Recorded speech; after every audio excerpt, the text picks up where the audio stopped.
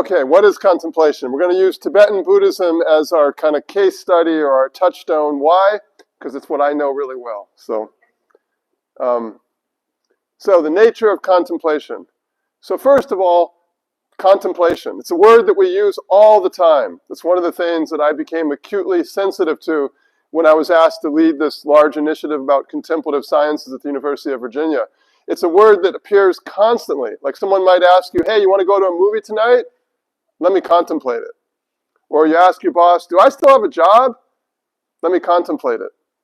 And we use the term for these complex systems of mind and body that we find in Catholicism, Buddhism, Hinduism, Sufism, indigenous traditions, and so forth. And so what's the common cause? What's the kind of common aspect of how we use contemplation in these very mundane ways and these kind of very high-end ways? And I would suggest it's something about a pause. It's about a space in between a pause, between stimulus and response, between an event and action. We take a pause. You ask me if I'm going to go to a movie, and I say, let me contemplate it. I'm not going to give you an immediate answer. Or, do you still have a job? Let me contemplate it. In fact, when I first kind of started exploring at the University of Virginia about 15 years ago, I had a long history in Tibetan Buddhist contemplation, but I began to explore what people in North America meant by contemplation. I remember a number of different things. One was, at the University of Virginia in the Healthcare Center, we have something called a pause, a contemplative pause. And what a contemplative pause is when someone dies on the operating theater, on the table of an operating theater, everyone takes 60 seconds before they go their own ways. So 60 seconds to just sit in silence or stand in silence, the doctors, the surgeons, the healthcare assistants, the nurses, etc., and just acknowledge that someone under our care died. 60 seconds. Or the 3 seconds that your grandparent or grandmother, father might have told you, take a deep breath. 3 seconds before you do something. Or I was talking to the mayor of Charlottesville who said in teaching some disadvantaged youth soccer, he used contemplation. I asked him, what do you mean? He said, when they're out there on the soccer field, if a situation happens, I just ask them to take a breath and give me 5 seconds, a contemplative pause, just 5 seconds. And after 5 seconds, do whatever you want to. You want to smash them in the mouth, smash them in the mouth. But I want those 5 seconds. I want that pause, I want that gap. In fact, here at the Kansas University, everybody's involved in contemplation in a sense at the undergraduate level. 4 years of contemplation. Between high school and being thrust into the busy transactional of life, a contemplative pause, a contemplative gap. And so the question then becomes, what do we do within that pause? Taking a deep breath, doing undergraduate education, thinking about how you want to react on the soccer field or something else. So when we think about contemplation in the context of spiritual, religious traditions, or increasingly these secular traditions or spiritual but not religious traditions that we find all across North America, we might think of a sequence of 5 different kinds of practices. First of all, we have intention. We consider, why am I taking this pause? There must be a reason. So what's my intention to use in this gap? Whether it's 3 seconds or whether it's an hour of a meditative session in the morning or it's a 3-week retreat, what's my intention? And that intention may very well alter not just the nature of the practice, but their outcomes. And number 2 would be attention, that we consider the type of attention we want to bring into what object, what's salient to us, what's most meaningful for us to consider within this pause, and what kind of attention do we want to bring to that object of our salience. There's so many different kinds of attention. There's focused attention, open attention, empathetic attention. So what modality of attention do I want to bring to what object? And can I do it in a sustained fashion, in a reliable fashion? And once I'm able to bring my attention in a reliable fashion, in the right modality, to what I have determined is salient, in accordance with my intention, I can begin to expand my fields of awareness. I can bring things that are unconscious to consciousness. I can expand my field of awareness to cover things that I was unaware of previously, whether in my body, my mind, the outside environment, other people, or patterns. So I can expand my fields of awareness. And finally, not finally, but penultimately, engagement. Once I bring these things into my awareness, I can do things with them. I can focus on them. I can deconstruct them. I can dissolve them. I can transform them. I can reflect upon them. I can analyze them. I can do a whole variety of things with the contents that I've been able to bring into my expanded field of awareness. And the final goal then is transcendence in a very simple way.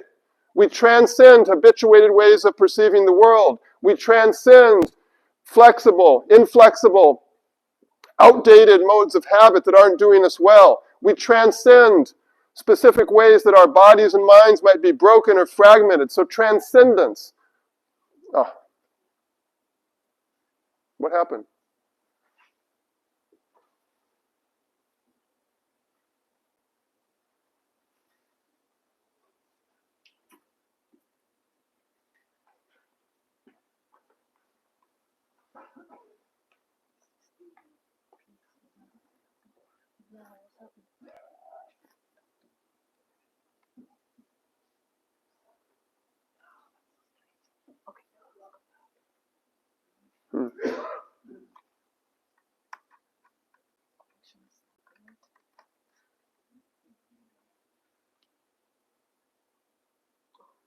Well, I hope it doesn't do that over and over. Yeah. So, we set an intention, we establish a particular form of attention aligned with what's salient according to that intention. We expand our fields of awareness, we engage that content that we brought into our awareness in a variety of ways, and finally we engage in transcendence that aligns again back with our original intention. Now, another way to think about contemplation is that it has three kinds of aspects to it. The first is transmission, pedagogy. How do we learn about this form of meditation? How is it taught to us? What's the context? Who are we with? Where are we? What are the expectations, the framing? What's the presence of the teacher, etc.? So transmission or pedagogy. Number two, methods. Methods are all the things that we do, the postures, the form of breathing, the form of attentional focus, the kinds of objects we're using, the agenda we have, the script, particular chanting, all sorts of aspects, the methods. And finally, we have experiences. Experiences are what the methods elicit. Now, experiences are not necessarily the outcome that we're aiming for, but experiences are the process which the methods are there to stimulate or to elicit. And sometimes the methods can be extremely explicit and detailed and structured, so you have a very rigorous script that you're going through of different practices and activities. And sometimes the methods are fairly light and unstructured and simply form an occasion for these experiences to come into being, and the experiences come to be what are driving the actual dynamic of the meditation. So you do some initial methods, and then experiences begin to come to the fore, and the experiences have their own logic and become the driving dynamic of the meditation. So the pedagogy of meditation, the methods that you do, and the experiences that are brought about. Now this next one is a third way of thinking about contemplation as a distinctive kind of human practice. There's so many practices that we engage in. The moment we come out of our mother's womb, we're immersed in a whole series of practices, linguistic, emotional, physical, verbal, cognitive, and so forth. And so what kind of practice is contemplative activity? So first of all, formal practice sessions. There's a beginning, there's an end. You devote your full attention to it while you're doing it, which is very unlike what most of my students are doing. When they eat, they study, they talk, all these different things happening. So meditation or contemplation, in this sense, has a very discrete boundaries. We bring all of our attention to it while we're doing it. Number two, we frame it with purposes. We frame it with intentionality. Even if it's a meditation that critiques deliberate intentionality, that itself is a framing intention. And so there's a reason that we're doing this meditation. Number three, there's some kind of procedural script. Now, like I said, the script can be very explicit, very detailed, very structured, or it can be very light and fluid and responsive to the kind of experiences that you have. But there's always some kind of script, even the most minimalist form of contemplation. And then contemplation in the Tibetan Buddhist world specifies your attention. It calls attention to your attention. It tells you the kind of attention that you're going to have to bring. It gives you the tools to elicit that attention in a stable, consistent fashion. It informs you of the kinds of objects, even if it's an objectless meditation. That itself is the object or target of meditation. And it tells you the kinds of considerations that you want to bring to bear with that form of attention for that object. Do you want to consider it empathetically? Do you want to consider it as something about purity? Just a series of considerations. So attentional modality, objects, considerations. It invokes a broad variety of bodies of knowledge, sometimes explicitly, sometimes implicitly. For example, in Buddhist meditation, if they say the word emptiness, that's invoking a whole body of knowledge about emptiness. If you say that to your standard person in Kansas, they're probably going to go, emptiness. It doesn't invoke any body of knowledge. And so there's all sorts of bodies of knowledge that are both explicitly and implicitly evoked in contemplative practices. You monitor your experience. You're told to watch your experience, to pay attention to your experience, to watch for experience to inform you about milestones or departures or whether to go down this fork or that fork and so forth. So experience is absolutely crucial. I remember at the University of Virginia when I began first leading these contemplative projects for the University of Virginia across a broad variety of sectors, everyone kept asking me, oh, let's do contemplative blank. For example, the Phillips Art Museum in Washington, D.C. asked me, along with some other people, to consult on doing contemplative art experience. I'm sure you're all familiar with what people mostly do in art museums. That's it. They look at the placard, and they walk on. And so the Phillips Museum wanted to think about how do you slow people down? How do you encourage them to have a more contemplative experience? And one aspect of that we came up with is we tell them to pay attention to their experience. You take time, you create a pause, you need that gap, you can't just hurry on. They had three famous artworks. One was the boating party, I think it was called the boating party. One was a Mark Rothko set of paintings, and one was a beeswax room. It was just made of beeswax by some German artist. And so for each one, we created a kind of guided contemplation. People listened through the headphones. And one of the key aspects was monitor your experience. Spend time on the work of art. Notice what the triggers in your body and your mind. Notice what emotions happen, what fleeting physical sensations. Now that's not going to be good.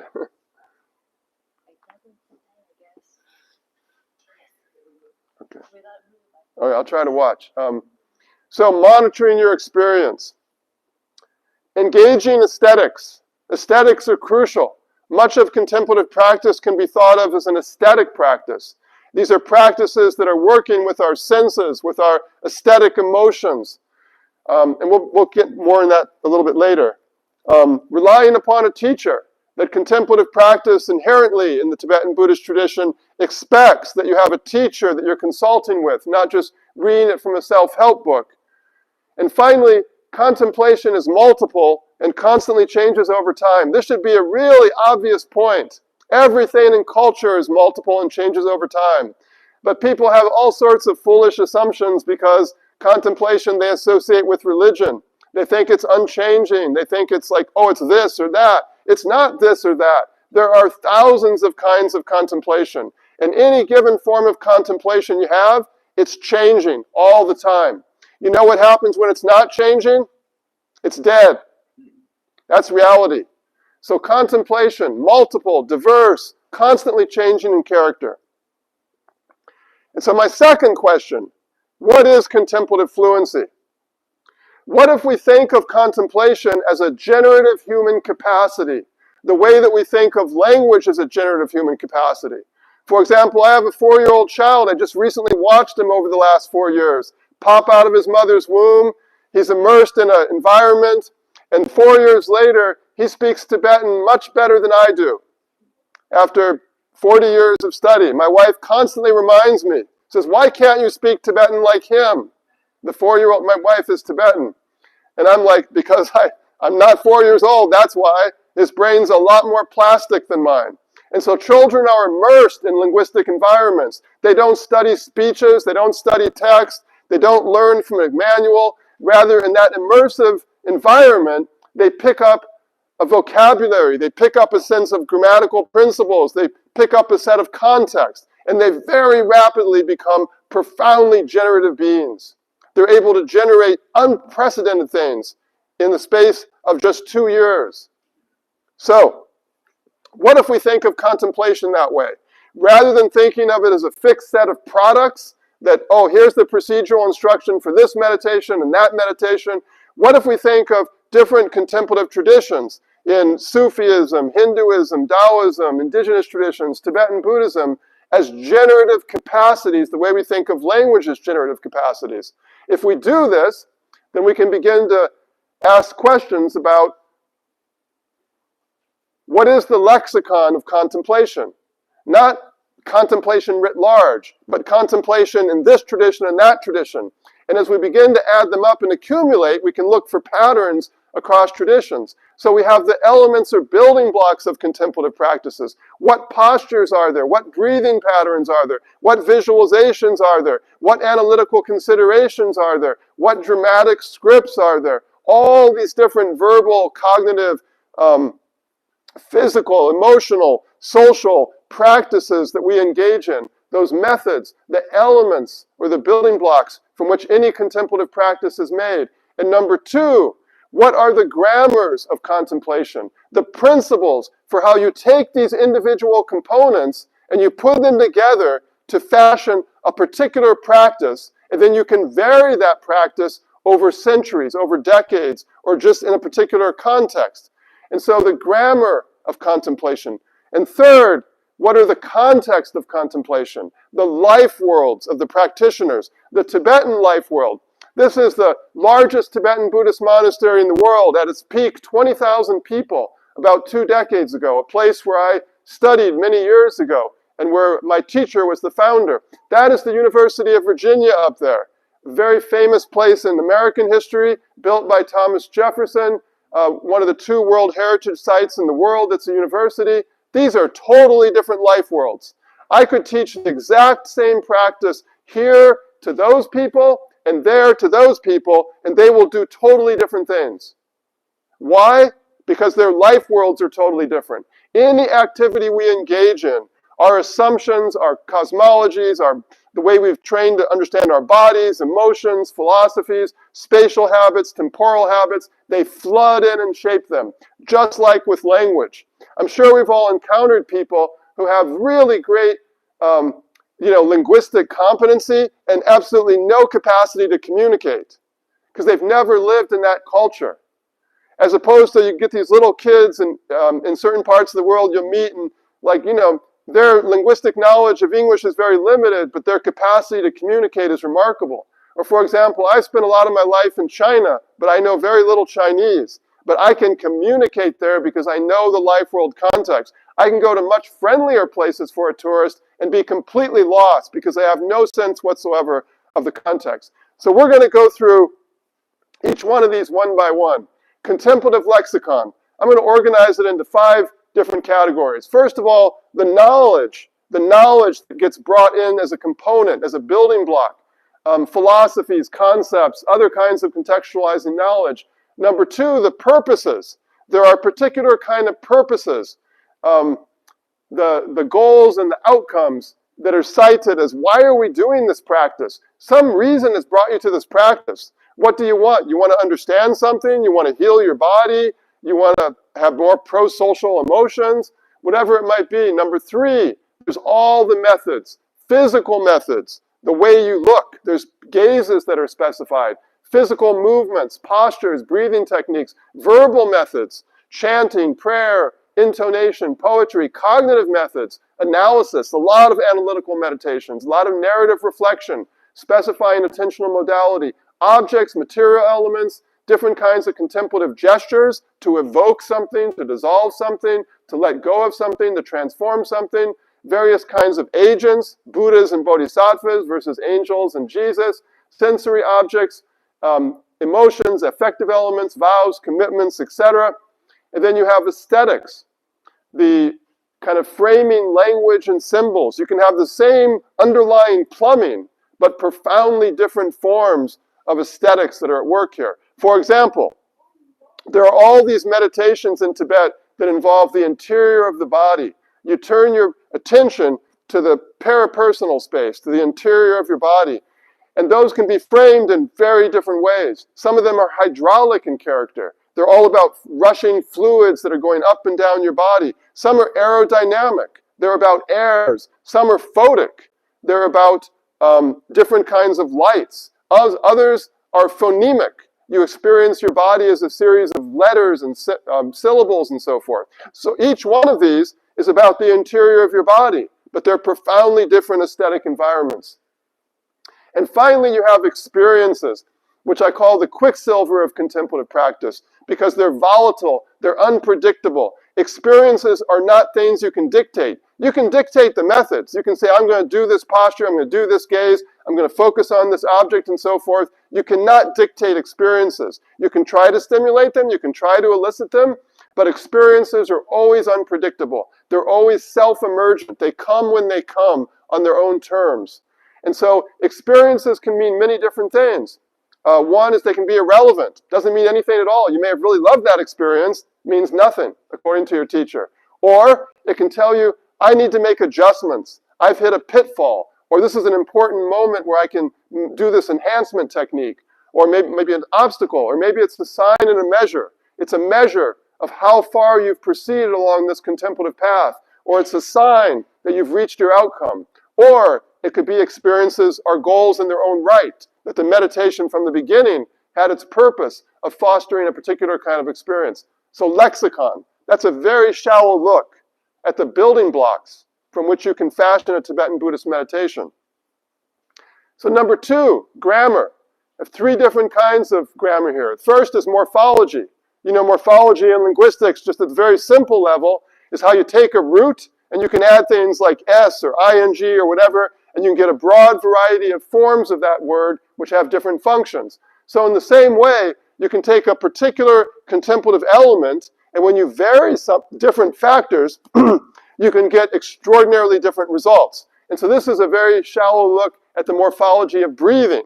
There's 4 different phases of breathing. There's inhalation, there's holding the breath, there's exhalation, and there's holding the breath while empty.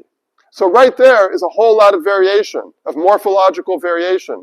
You can say, hey, keep them all the same, 5, 5, 5, 5, 5. Or 3 count inhalation, 5 count holding, 3 count exhalation, 5 count holding while empty. Or you can vary things like, do you breathe through the mouth or through the nose? Or do you breathe through the right nostril or the left nostril? Or you can associate the breath with visualization. You can breathe in light, you can exhale smoke. Or you can vary the consideration. I'm breathing in the suffering of other people, and I'm exhaling pure resources that can help other people.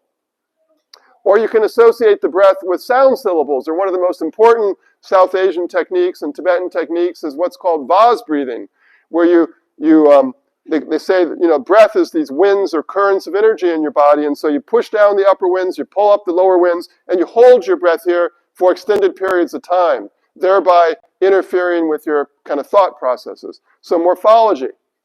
A second one is syntax. Syntax, in language is just like the word order. Like, for example, my son is more fluent in Tibetan than he is in English. And so he's always saying things where people are wondering what's up, kid? And I'm thinking, what's up is he's still doing Tibetan syntax is what's up, which is totally different from English syntax. So when he speaks English, he still applies Tibetan syntax sometimes, producing the wrong syntax. So in the same way, Tibetan Buddhist practices have a very clear syntax. There's, it sounds really simple, but there's a beginning, a middle, and an end. And each one of these 3 phases of a practice have characteristic modules of what you can do and what you can't do. And so, and then these other ones are transmission, is like the teaching and the initiation you have to do before you get contemplation. Preparations are different things, like you have to find a cushion or create a dark house because you're going to do a dark retreat, or you build a fire by collecting, like if you're 45 years old, you collect 45 pieces of wood, each one the length of your body, and then you burn them and you look in the fire, and depending upon the shapes and colors you see, you make certain decisions about your meditation. So these are preparations. And at the end, after you've done the meditation, you often have a set of considerations about how do I want to bring this meditation into my life. For example, if you're doing compassion meditation, you do 1 hour in the morning, and then you think, I'm going to bring these insights from that meditation into my life. And then over the course of the day, as you're doing different things like opening a door or putting on your shirt or whatever, you think about it in the context of that meditation. Like you think, I'm opening the door of realization for all living beings, or I'm putting on the shirt, which is an armor against distraction, and so forth. But at the core, beginning, middle, and end. So for example, in Tibetan Buddhism, in the beginning, you typically set an intention. Why am I doing this practice? Number 2, you often go for refuge. With some kind of 4-line prayer where you express basically, I take refuge in the Buddhist tradition, the teacher, the teachings, the community, and so forth, but usually much more symbolic and aesthetically appealing. You might make offerings to local land-based spirits, etc. So these are things that happen in the beginning. In the end, you'll typically do things like dissolve whatever you did and then sit quietly. So if you've been doing a visualization or a set of physical movements, you just let them go and then you sit quietly for a moment or an extended moment, just sitting there, letting all that stuff go and dissolving it. You also dedicate merit. You say, whatever positive energy was produced through this meditation, I dedicate for the welfare of other living beings. And so forth. Now the main phase of the meditation is genre-specific, meaning different kinds of meditation will have different kinds of syntactical structures. For example, one of the most famous forms of tantric meditation in Tibetan Buddhism is called deity yoga, where you systematically visualize yourself as a Buddha. It's a very complex meditation. You visualize yourself as a Buddha, and then you act as a Buddha. And so you start by dissolving the whole world into emptiness. Dissolve your body, dissolve yourself, etc. And then from that emptiness, there's a syllable that takes shape out of compassion. The luminosity takes the shape of a syllable. The syllable becomes a body of the Buddha, and that body is your Buddha. And then there's a moment when the real Buddha's inspiration or blessings come down and animate your visualization to make it real. And then you go through this whole series of things. So it's a very structured kind of sequence for that type of meditation.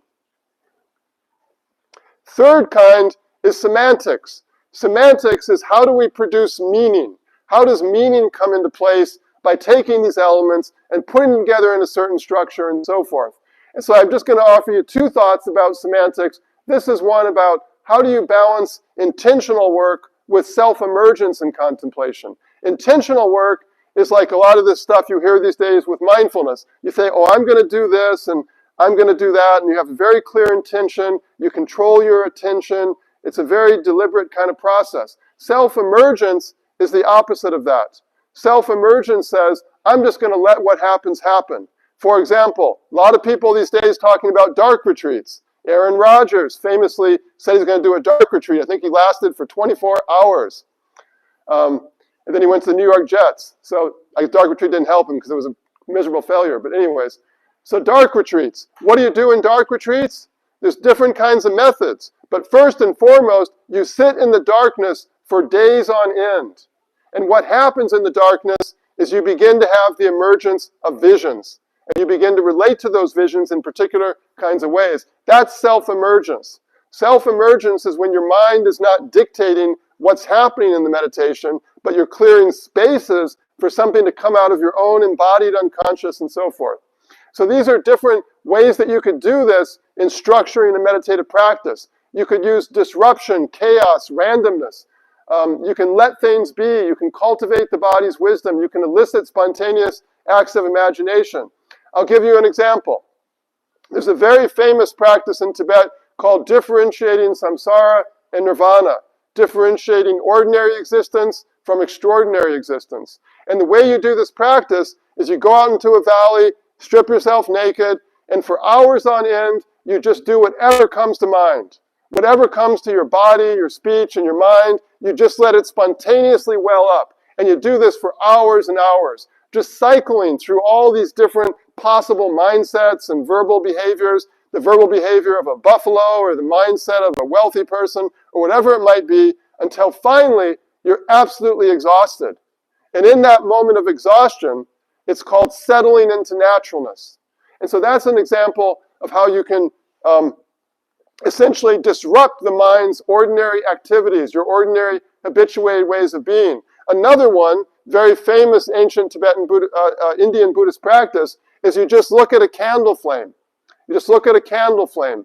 And it's all about the dose. People do this these days for about 15 days, for 10 to 12 hours a day. Look at a candle flame until you have a kind of focus, and you close your eyes. When you lose the focus, you come back and look at it. And when you do that for hours and hours and hours over the course of this time, you begin to have a whole set of emergent experiences that are happening. Or, these are 6 different ways that you can transfer from intentional activity to self-emergence. So one is, or automatic activity. One where you're expending effort, you're trying to do something, and the other being where the thing happens effortlessly. So one would be habituation.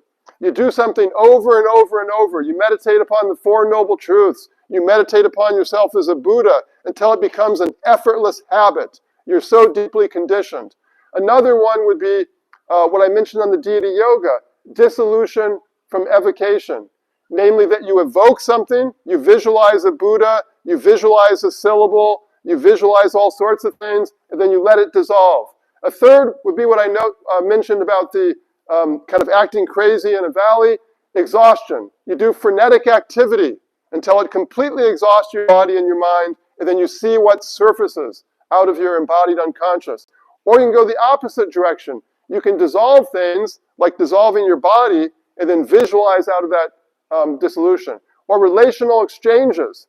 You can be entertaining that somehow the Buddha is up there, and his or her inspirations and blessings descends into you. So you don't do anything, but all sorts of things are happening. But the agency is from outside. Or there's a practice where you meditate upon the natural elements. It's called listening to the sounds of the elements, where you go out into like a water or a fire or a place where there's a lot of wind and so forth, and you just immerse yourself for hours in the sound of that element until finally all these things start to happen or emerge from the elements themselves without you predicting them, without you dictating them. And finally, self-emergence from receptivity, like in the dark retreat, where you just walk into the darkness and you're receptive to the emergence of visions that appear.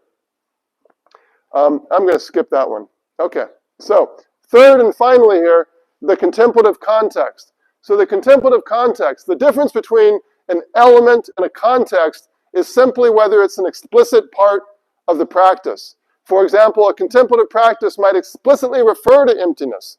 In that case, it's an element. It's a building block of the practice.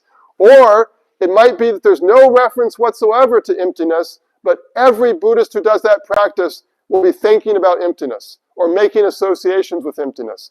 So what are contexts that come from the life world? There's the different kinds of contemplative practices that in Tibetan Buddhism people will immediately recognize, oh, it's that kind of practice. And with that will come certain assumptions and considerations and so forth. There's the whole curriculum. You don't do a meditation all by itself. You do it within a larger curriculum. So this practice may be very different if you do these 3 practices before, as opposed to doing 3 other practices before. So that's the context that can have a really dramatic effect on the contemplation. The instructional context. If you go, for example, many psychological departments at the University of Virginia is very typical. They'll do these experiments with undergraduates, and they'll take them into some, creepy, sterile little psychological lab and do an experiment with them.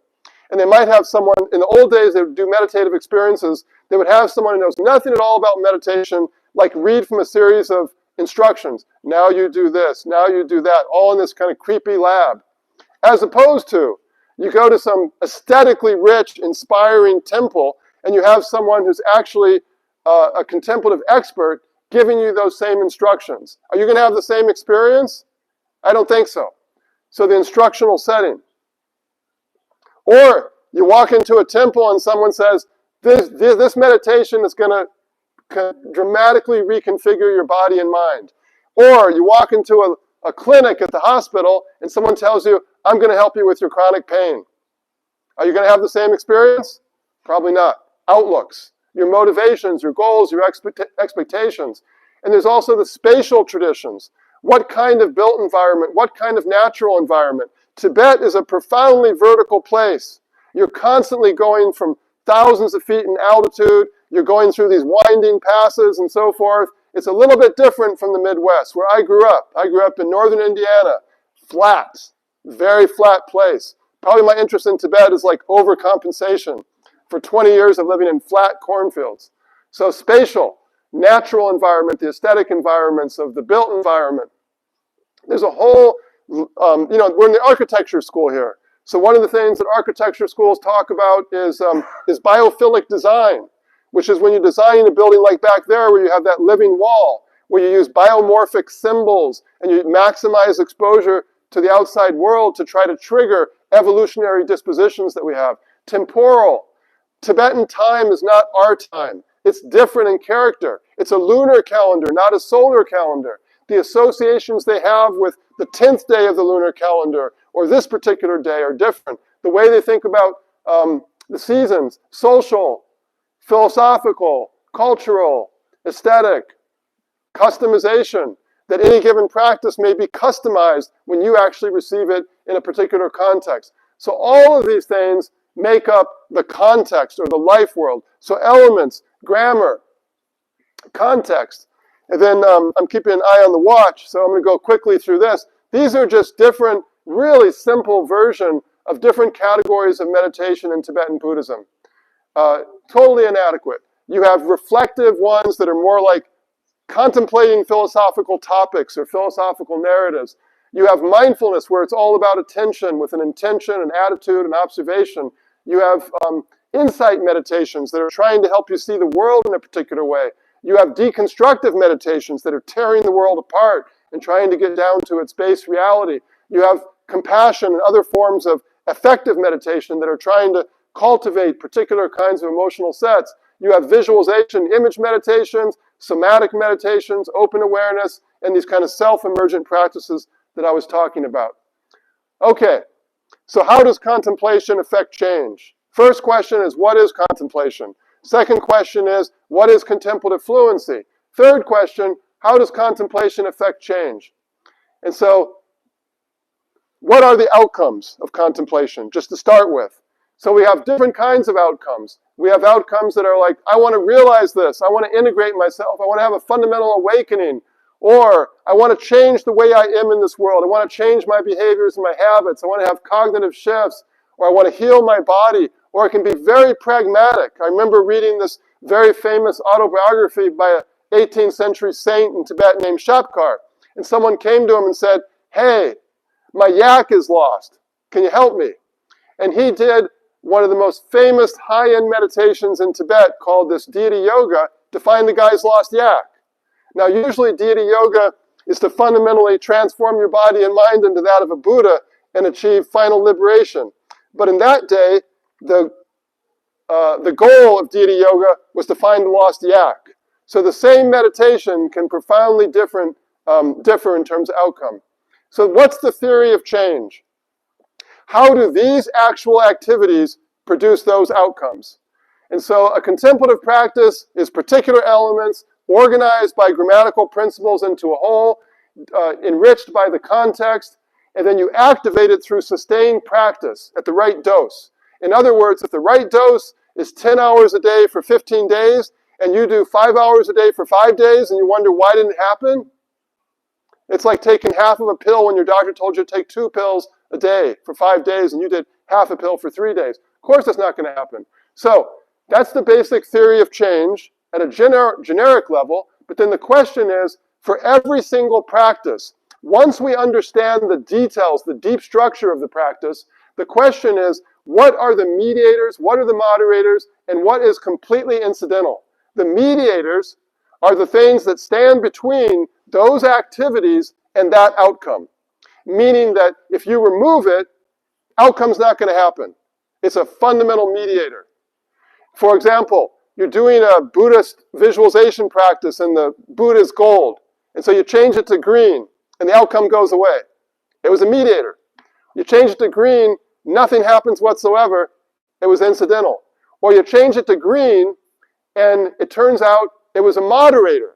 You have the same outcome, but it's not as intense, it's not as durable, and it doesn't last as long. That's what a moderator is. And so in these theories of change, we're doing these deep structural analyses of these meditations, and then we're asking these questions. What is the mediator? What is the moderator? And what is completely incidental from a Buddhist point of view? And then bringing in other forms of knowledge, such as scientific research, to ask the same question. Okay. Oh, it's exhausting. So, we're getting towards the end, or we have to, because I'm running out of time. So number 4, given all of that, given that that's what contemplation is, given that that's what contemplative fluency is, given these theories of change, how do we design modern forms of contemplation?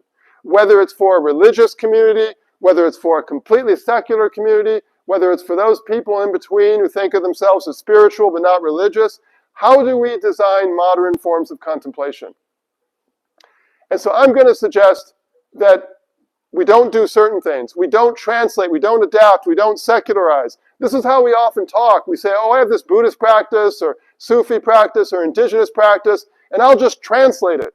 I'll adapt it, or I'll secularize it. I'll throw out the religious elements and so forth. The problem with that is you're moving across worlds. You're moving across a totally distant space and time and culture into a completely transformed context. And so you're always retrofitting. You're always making assumptions that don't work. Instead, generate from first principles.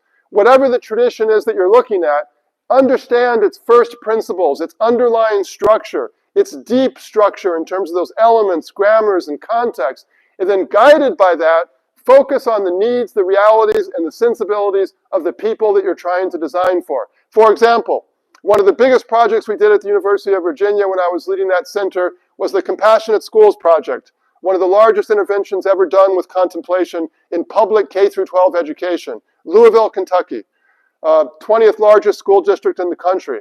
And so we designed a curriculum that connected contemplative physical activities with contemplative attentional practices, with social emotional learning, and basic dietary education. Now, often when people think about like an elementary school setting or something else, they think, oh, let's get some great meditative teachers and they'll come in here and do this. That's a completely idiotic way to go about things. Why? Because they know nothing about public school systems. They know nothing about the body of literature that tells us about the developmental realities of 5-year-olds and 6-year-olds and 7-year-olds. You need people who understand that to the nth degree. You need to first and foremost prioritize those kids in that setting, in that community, and their realities. Then sure, you can bring in contemplative experts along with other experts to design what you need, but you do it from the ground up. You don't adapt, you don't secularize, you don't translate.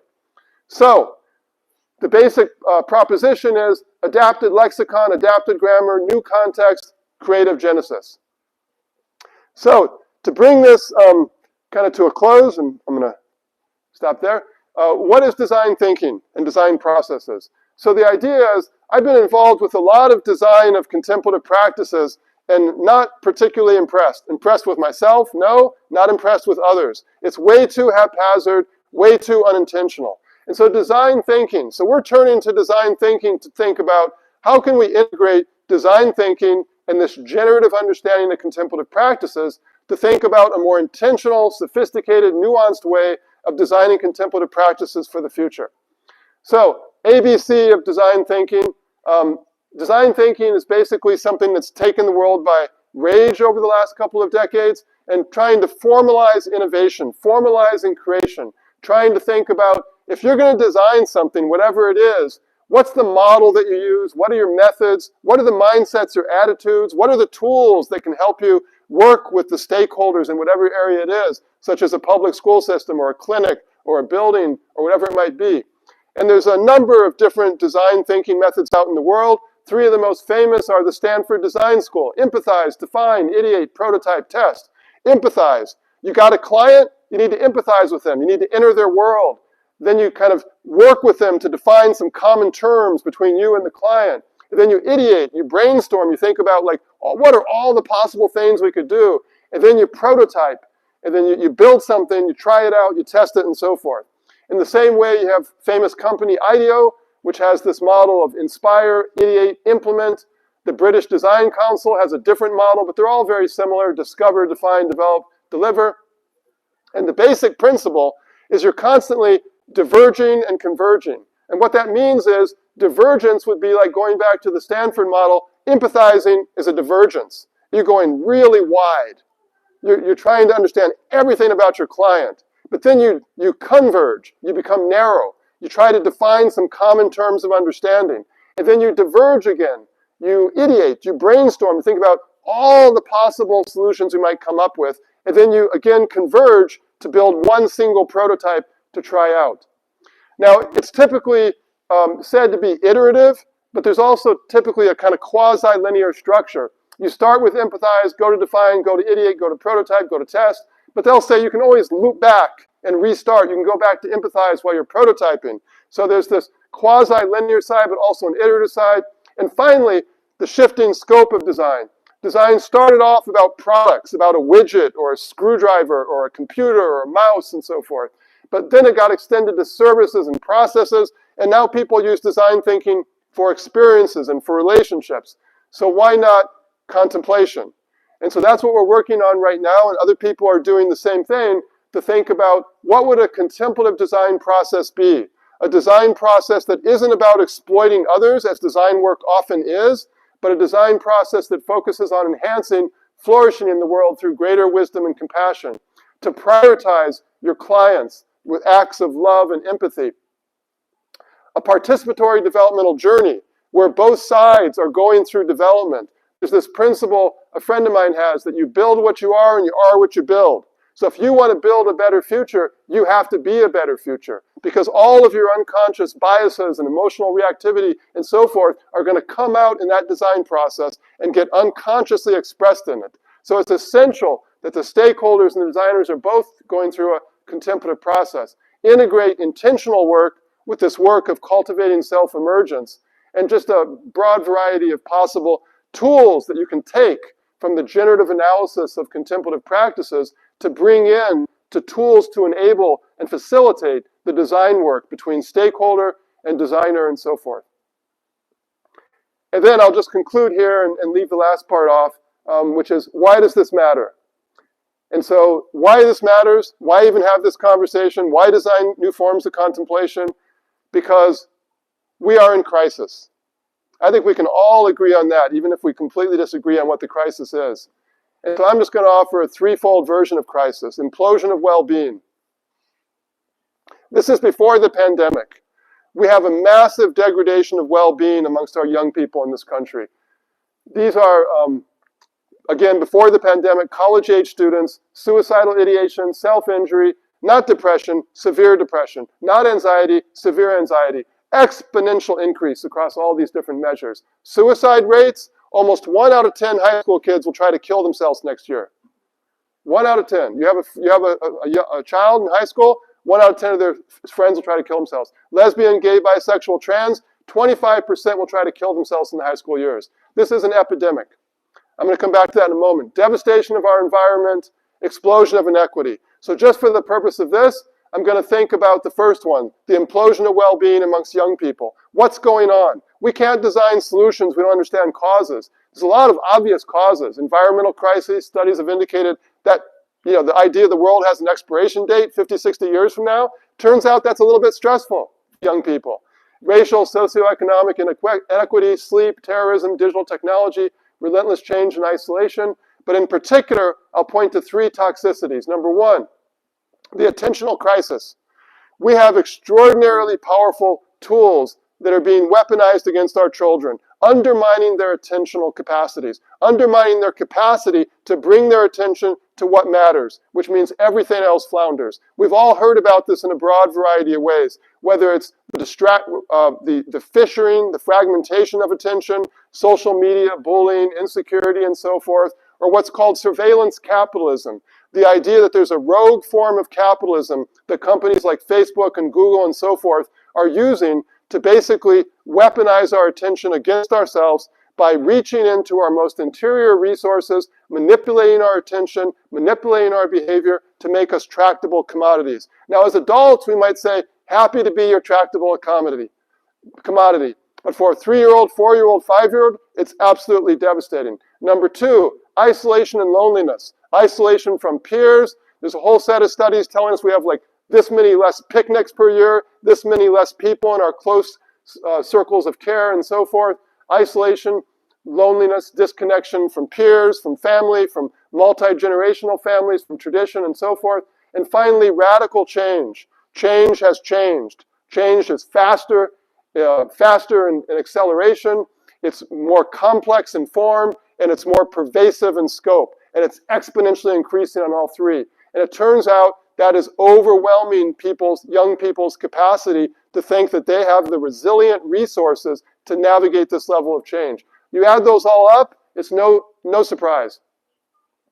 So the result of that is that our own awareness, connectedness, and resilience, our humanity is at risk.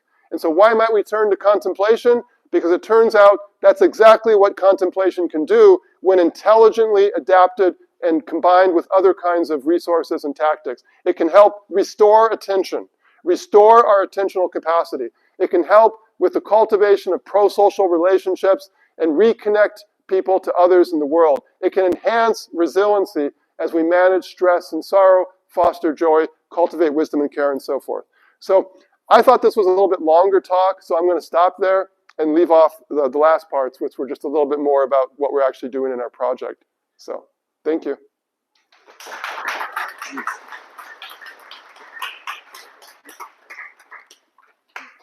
So we have 15 minutes or so for a Q&A. So please ask your questions or share your experience.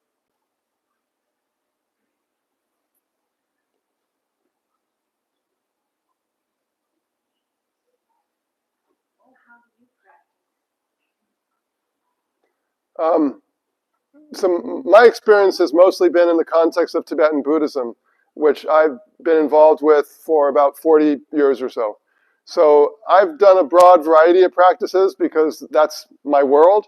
I would say the things that I find most resonant are, I particularly like elemental practices, practices that revolve around the natural elements, water, fire, wind, and space, and so forth, and listening to the sounds. There's a whole set of practices around that. I also like practices that are organized around compassion. There's these very powerful practices in Tibetan Buddhism called giving and receiving, where essentially you visualize people you don't know, people you know very well and love, and people you know very well and you absolutely detest, and trying to cultivate through breathing and visualizations a kind of equal relationship with all of them. And it's a way of not only cultivating deep states of compassion, but it's also a way of beginning to perforate your rigid boundaries between self and others, loved ones, unloved ones, and so forth. So those are just some of the practices that I personally like. I also like body practices a lot. I've done a lot of body practices in my life, things that involve working with your body, either through movement or posture or internal visualizations and so forth. Otherwise, I think meditation becomes very cerebral. And I think that's part of our problem. So as an educator, but also as a mother, I'm just wondering sort of if you could be more specific about when you go into a school, what sort of things you do with the students, like what sort of recommendations you would have for those of us who are looking to worry about our students. At the higher ed level. Yeah, because that Compassionate School project, I'm not a K through 12 educator, so my work in that was to connect everybody, donors and city and curriculum developers and so forth. But in higher education, that's actually something I'm supposed to be an expert on, right? Because I've taught my entire adult life in a university setting. And so I have thought a lot about these contexts. Like, I've thought about them both structurally, in terms of thinking about the university as a whole and what we can do, and then also thinking more locally about what we as professors can do. And so I think I'll just answer the question maybe that way, which is the more direct way, namely, what can we do in our classroom? So I personally think one of the things we can do is invite our students' lives into our classroom. I know we have different perspectives on this as an educator, but from my perspective, when we teach classes and we tell students that their personal lives and experiences and memories are excluded from that class, I think this is a core part of the problem and why students aren't benefiting. So that's the first thing. Second thing is I really, despite all evidence, I just lectured at you for an hour or 45 minutes. I don't think lecturing is a very intelligent way to go about education. So I do a lot of work with large classes. I teach 200, 300, 400 people classes. In fact, this semester I'm teaching 20 students for the first time in 22 years. So my educational work has all been these large classes. So how do you teach 300 kids and not lecture at them? How do you create an experiential environment where they're engaging in different modalities with each other, with themselves, and so forth, and not simply sitting passively and being informed by someone talking at them? So I think that's the kind of challenge we have to take seriously. I also think it's really important in the educational environment to consider practices. And I don't necessarily just mean meditative practices, just all the practices that we can help our kids do. Too often we say, oh, here's our learning objectives. I want you to master this content, this content, this content, and so forth. And very little instruction about how can you cultivate yourself to have the skills that are going to be necessary to acquire that mastery. What kinds of, and what are the practices by which you can do that? These are things that we can actually learn to do and incorporate into our syllabuses. We can involve practices. If pattern recognition is a really essential thing, how can we cultivate pattern recognition? If empathetic understanding of different worldviews is a thing, how can we cultivate that through practices? So really bringing practices of a broad variety of kind into the classroom. Good pedagogy is absolutely central. Doesn't have to be contemplative per se. Another thing I think is really important is thinking about the issue of transference. Namely, how do they transfer the skills they're learning here into different aspects of their life? That's part about inviting people's lives.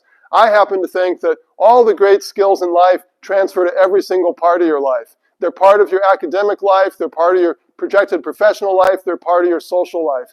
I can't think of a single one that isn't. For example, pattern recognition I mentioned.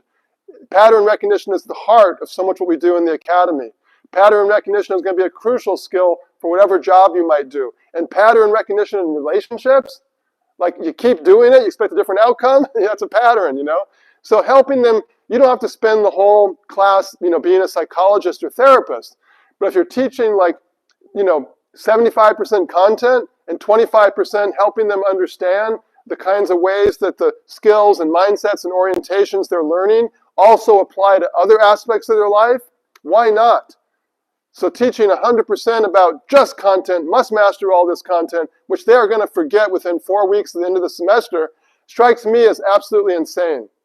So those are just a few ways I think we can go about just taking the academic setting and beginning to dissolve the boundaries between academic classes and the entirety of student life, which I think is one of the core toxicities of a place like Kansas University or University of Virginia, Stanford, Chicago, Harvard, is we have these two hierarchies. One hierarchy is the academic classroom, and it goes up through deans and colleges and so forth, and the other is student life, which goes up through an entirely different hierarchy. These two should be intertwined, because these are single students, and they have single lives, and yet we don't intertwine them. Could you talk about your first experience with meditation? You grew up in Indiana. How did you become interested in this? Well, I grew up as what I always called IC squared, which is Italian Irish Catholic. Everybody was Catholic, everybody drank a lot of alcohol, everybody got mad, but I used to joke, when the Irish got mad, they get quiet. When the Italians got mad, they get loud. So IC squared. And Catholicism is one of the world's great contemplative traditions, but I did not know that. So I grew up in Catholicism. I went to Notre Dame as my undergraduate university, greatest Catholic university in the country. Sorry, Georgetown. But I did not much encounter contemplation, to be frank, during those 22 years of Catholicism. And so I first encountered contemplation just through reading. Some kind of things, classes I took as undergraduate exposed me to it, And I thought, this sounds like, it just enticed me. And so the first time I meditated was actually in London. I was in London, and I went to it was a Zen center there, and I just encountered meditation in a very shallow kind of way. But really, the deeper forms of meditation I learned all came after I graduated from Notre Dame. I just didn't really think about my future, and so everybody left. I stayed because I come from South Bend, Indiana, where Notre Dame is located. And I took a year off working in computers, and then I thought about maybe I'll go to philosophy school, maybe I'll go to religious studies, maybe I'll go to creative writing. So I ended up going to the University of Wisconsin for Tibetan Buddhism, and that's where I really immersed myself in contemplation. With a layperson's Tibetan meditation practice, do you have a certain percent of the day or time for contemplation? And when is it best? I know after receiving teachings, but like the stretches in between teachings, what part of the day should you spend in contemplation? Well, so in terms of, like that's a temporal question, a question of temporality. So temporality is a really interesting thing. So on the one hand, I'll answer your question, don't worry, but there's a seasonality. People often don't think about seasonality because we're so insulated from seasons these days. It may not seem that way, but obviously we are. But in older societies, or even now in different societies around the world, people will actually change their names in the season. They'll change their social roles. Like you might be a banker in the spring and your name is Jake Martin, and in the summer you happen to be a farmer and your name is Sam Smith. Same person. So in the same way, there's a seasonality to meditation. Some things may be great for Kansas summers, and you find it's not so great in Kansas winters. And so thinking about what kind of meditation you do, pay attention to your environment. Pay attention to the seasons. Pay attention to the time of your life. Maybe what worked great when you were in your 20s doesn't work so great when you're in your 30s. In terms of time and dose, I think when in the day it works best, people will typically say the morning, but I really think it's profoundly individual. That's one of the things that I really strongly feel. We're so intent on normative activity in this country. We love standards. This is the age of sameness. Everything's the same. Because our whole culture is built upon sameness. It's built upon the convertibility of standards, the metric standard, the banking standard, the protocol for communication, for the internet. This whole university is based on standards. And so in the same way, we look to meditation, we think about what's the norm. I'd rather think, like, what works for you? That's what's really essential. So it may be great for me to get up early in the morning and do it 5 a.m., but for you, it may be that you really meditation is great in the evening. And there's also the exigencies of your life. I mean, having a 4-year-old, early morning is really not so great anymore, In terms of the duration, it really just depends. I mean, who was it? Was it Dan Harris? Has that kind of 10-minute difference where he talks about just 10 minutes of meditation a day can have a significant impact on your life. But of course, for 10 minutes, it's not going to be the same as 1 hour or 2 hours or whatever. So it really just depends on your situation, where you are, what you're trying to achieve, what's possible in your life. For particular practices, there may be a dose. Like, for example, I was talking to someone who does these fire practices, and he said the dose is if someone does 14 days of 10 to 12 hours a day, they will all have these profound experiences, almost invariably, because it's just like a dose. But so that's a very specific thing, like one form of meditation, you're doing it really intensively. But for other kinds of practices, it can help for 10 minutes, 15 minutes, 20 minutes. Yeah. I have a question to follow up on that, not the last question, I promise. With contemplation, how do you avoid getting drawn into conceptuality too much? Like, maybe that, because I have bad training from my pre-Tibetan Buddhist meditation as far as focusing on words and meanings and semantics and the conceptuality, and that's kind of a trap for meditation. Those compete, and I don't know. Is there a way to balance? And if that's not a question I should ask, No, it's fine. So there's many different kinds of meditation. and many of them are profoundly conceptual in character. So if you're doing those kinds of meditation, like these philosophical deliberations about impermanence or about suffering and so forth, then it's absolutely appropriate to be very verbal, very conceptual, and so forth, because that's what the meditation is. Now, if the meditation is something that's trying to kind of get at other kinds of experience or tap into other dimensions of our being, where conceptuality is now the problem, then I think that's the context that the question you're asking makes sense. So just maybe two quick answers. One is, I think that's where bodily-based meditation can be very helpful, meditation that involves your body. For example, there's a lot of people who do walking meditation, and they do other kinds of meditation while walking. So meditation you might think is just, oh, I must sit down and do this. They'll just stand up and walk and do it. And they find that that movement of walking is a way to help them, and also engaging with the changing national environment can help shut down the mind. But there are many other techniques. Like, for example, that practice I mentioned about exhaustion. There's one practice where you just kind of hold a posture like this until you absolutely can't hold anymore. Like in the old days in gym classes when you would do this thing like this and your body starts to shake. So there's ways of exhausting your mind or exhausting your body to find these kind of points of disruption. There's also practices where you'll just be sitting, you're trying to kind of cultivate this non-conceptual state of mind, and when a distraction comes, you go, "Bang!" And the whole idea is just to startle yourself, you know, to just, oh, like this, and to just kind of stop the conceptuality for a moment in its tracks. So also I think, like, when you do these deeply dramatic, performative kinds of meditation, where there's lots of like chanting and so forth, you know, you go, oh, you know, etc. Then like the movement of the body with these gestures, the chanting, all of that helps bring you into this kind of rhythmic, synchronized state in a way that I think also, like just sitting here, distraction can really come to the fore. So I think that's another way that people deal with being distracted by conceptual activity. Do you think you really need a purpose or reason? Well, so I do have problems because most of what I study is actually famously said to undercut the notion of purpose or intention. So two things about that. One is that if you're doing meditation, you have a purpose and an intention. I don't care what it is. I mean, if you think I'm going to sit down and do non-conceptual meditation, that's a purpose, right? There's a framing. Even if you don't have some declarative statement about why I'm doing this, or you don't have a bunch of scripted things you do during the meditation, it's framed like that because to the degree that meditation is a formal activity that involves a session, there's some kind of purpose. There's some reason you chose to do it. Now that said, there's a lot of meditative work that's trying to target the notion of purpose and trying to undercut the idea that meditation is a goal-oriented activity. So that's 100% clear. And my only point there would be if you abstract out, that's still a kind of goal.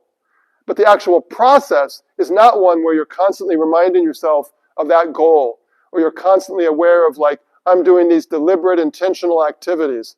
Longchenpa, who's a famous 14th century Tibetan figure, famously divided meditation into two types. One is, he called it, there's meditative types that involve objective, intentional reference points, deliberate meditation, and then there's meditation that involves the self-manifestation of awareness, which is unintentional, non-deliberate, without purpose or target, and spontaneous in character. So, and there's a whole set of meditative practices that fall into that category as well.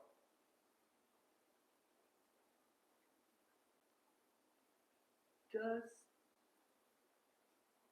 the differentiation between breathing methods or chanting methods or visualization or emptiness,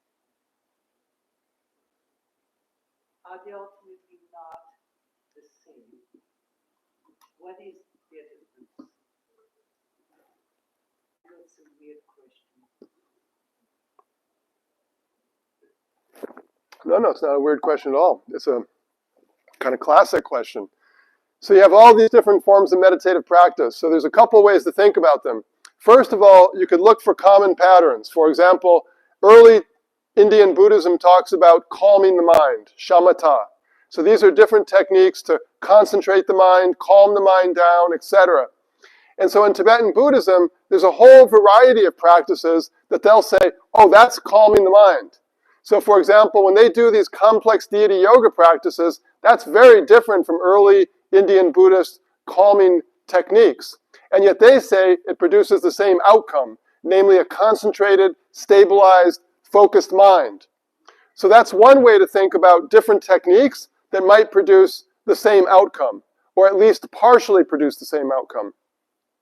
But the other thing is, even the tradition itself will say that these different practices, now they might all be part of a curriculum that's leading towards an outcome that you might say there's some convergence there, but the practices themselves have different outcomes. They say they have different outcomes. The tradition says they have different outcomes.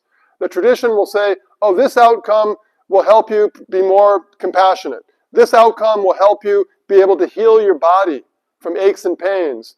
Or this outcome will help you produce a focused awareness and so forth. So the different practices definitely have different outcomes, but they certainly have ways of categorizing different techniques according to the same outcome.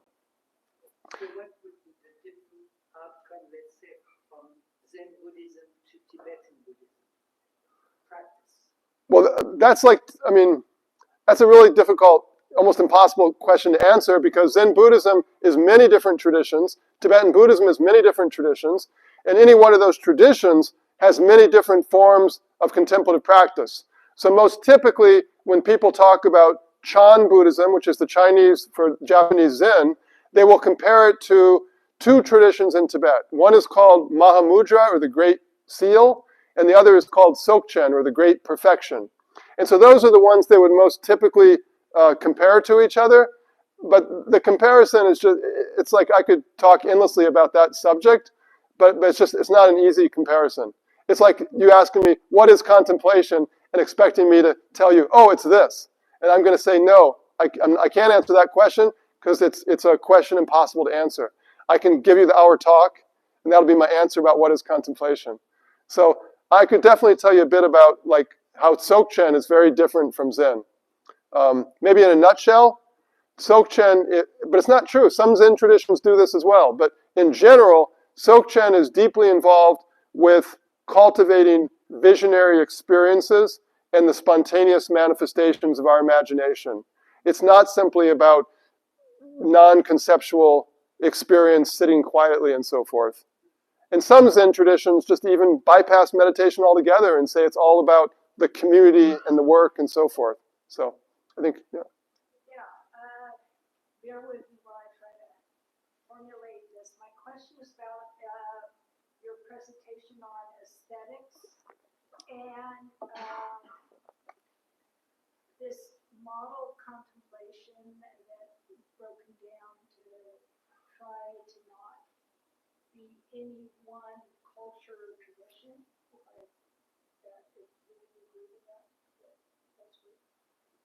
Can you say that again? I'm sorry. Let me put it this way. How do you see something, for instance, like Tibetan Buddhism and Asian culture and Asian aesthetic, where human beings are so visually oriented? For instance, a tantric deity with many arms and a different blue skin, and it's somewhat human looking but not really, or it could even look animal, or might have a lot of bone, indigenous bone, Tibetan influence. How do you see Westerners or Americans in specifically integrating that?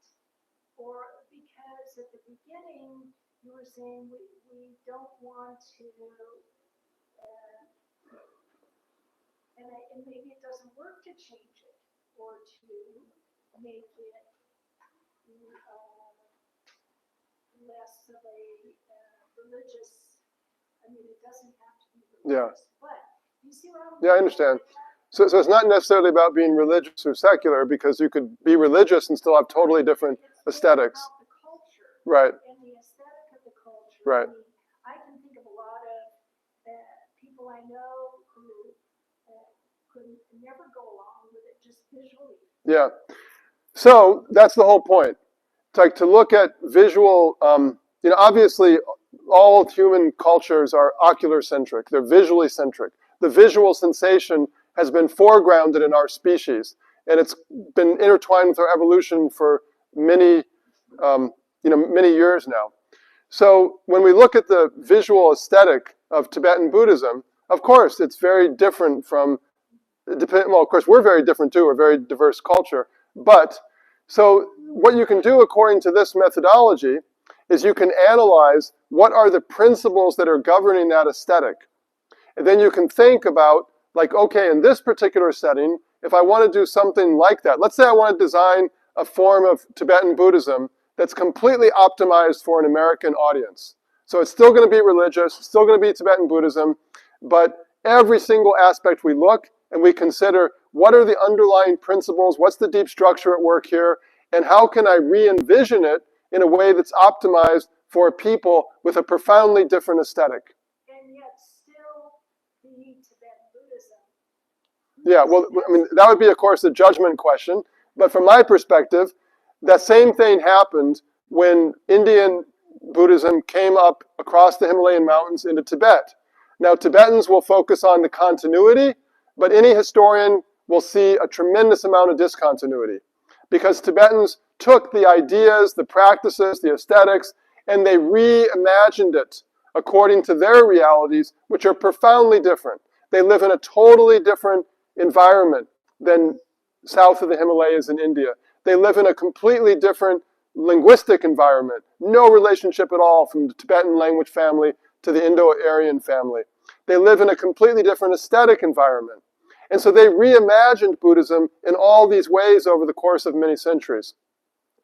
And of course, there was a lot of tension in that, with people talking about fidelity to tradition and so forth. What does it mean to have fidelity to tradition? For example, at the University of Virginia, we had this inspired architectural start several hundred years ago. This incredible, it's called the Lawn, this original set of buildings and so forth that Thomas Jefferson and enslaved laborers designed and built and so forth.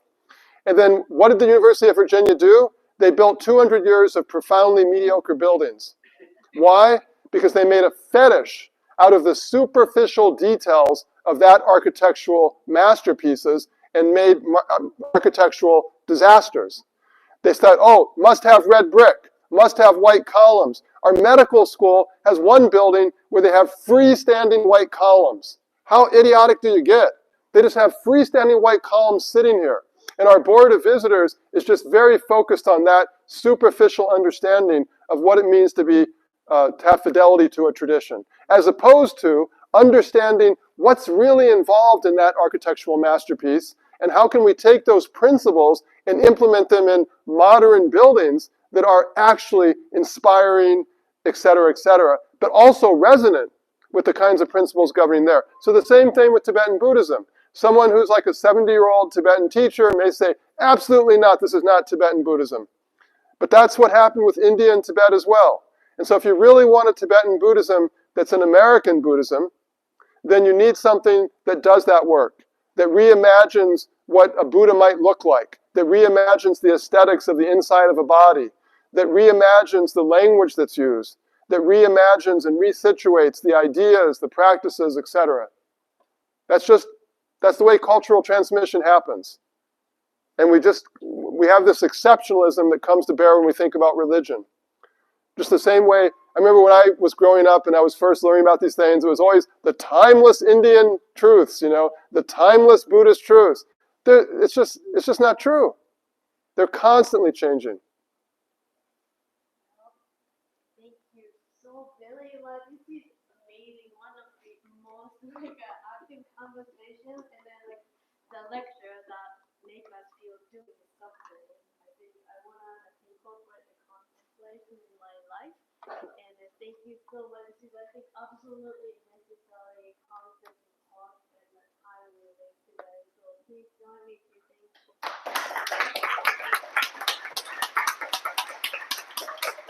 Yeah, thank